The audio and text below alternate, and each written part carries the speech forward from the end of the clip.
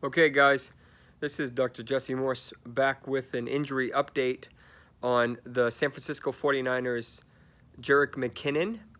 I'm relaxing by the pool and just saw the MRI update pop up, so I wanted to give you guys a heads up. So basically, he got lucky, we got lucky in that it ended up being just a muscle strain and no at least significant damage to the knee that they were willing to reveal to us.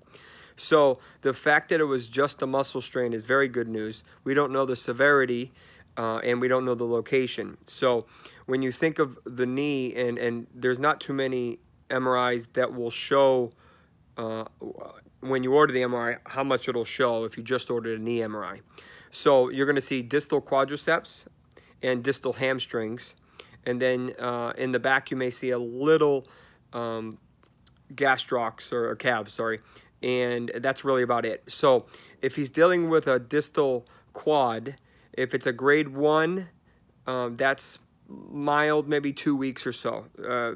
That's basically what Antonio Brown is dealing with. If it's a grade 2, we're talking closer to 4 weeks, maybe a little longer, because if they hold him, they have to hold him out appropriately, because if not, if he goes back too soon, then you're talking about risk of re-injury and being out for much longer.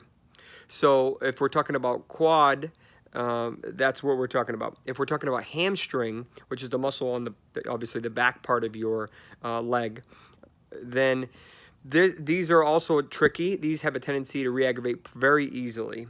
So the most common location for a quad strain is usually up kind of near the butt, actually, not near the knee. So it's much more of a proximal strain than a distal strain. So can he have a distal hamstring strain? Yes. Similar timelines to the quad, about 2 to 4 weeks for a grade 1, maybe 4 to 8 weeks for a grade 2. Simply because there's a lot of healing, there's a lot of muscle in there, and you don't want them to re-aggravate it, and you need them to kind of fulfill the season. If you're gonna risk it, you got to risk it later in the season and not early in the season, because you can derail the whole season. See Corey Davis. So the other part of this that's important is they already lost his backup, Matt Breida, to a shoulder injury for at least the next 3 to 4 weeks.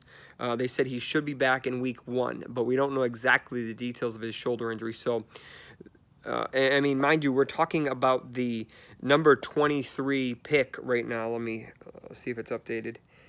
Yeah, on Fantasy Football Calculator, he is currently going a non-PPR leagues, the 23rd pick, which is obviously very high. So it's just kind of in the McCaffrey, Henry, Mixon range.